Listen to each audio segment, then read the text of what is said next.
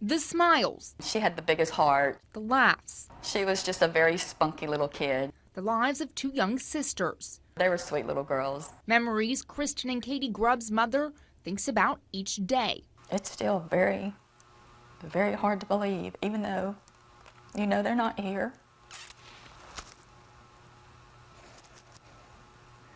It's hard. It's very hard because they were everything.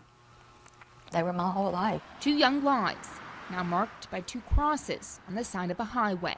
And it was something that was 100% preventable that killed my girls. Lives taken at the hands of an intoxicated driver.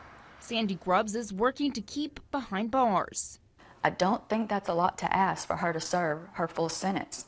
We were given life sentences. A life sentence without her only children after the crash in November of 2010 at FM 105 north of Fightht. Their father was driving the sisters back from cheerleading. Prosecutors say a driver crossed the center line, hitting the family's car head-on. Amanda Jean Lewis was convicted of intoxicated manslaughter.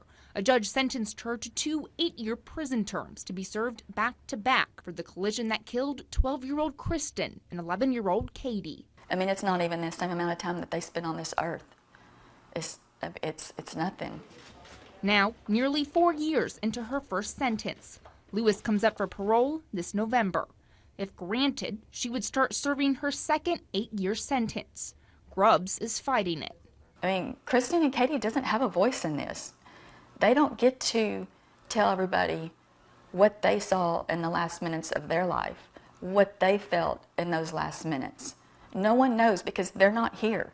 So that's up to me and their dad to fight for them, to be their voices. And that's what the protest letters are for. Letters Sandy Grubbs is sending to the Texas Board of Pardons and Paroles. She's asking others to do the same. A victim's input has a major impact into what a parole board is going to do. David Barlow practices criminal law.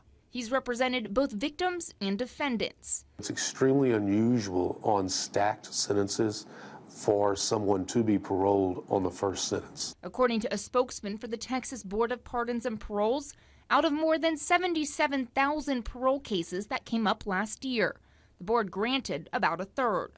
The Board of Pardons and Paroles usually does a very good job of separating inmates that have served their time, have done their duty, and can be released and not be a harm to the community or to the public, versus those that, if they are released, they will reoffend and should not be released because they are a danger to the community. KFDM examined a Texas Department of Criminal Justice report.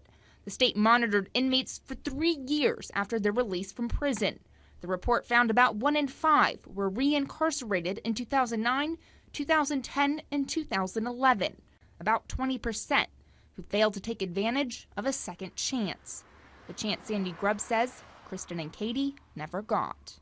She made the choice to take those pills. She made the choice to get in that car. No one made her do this. She did this, and because of her actions, she killed Cristin and Katie. And she should be held accountable.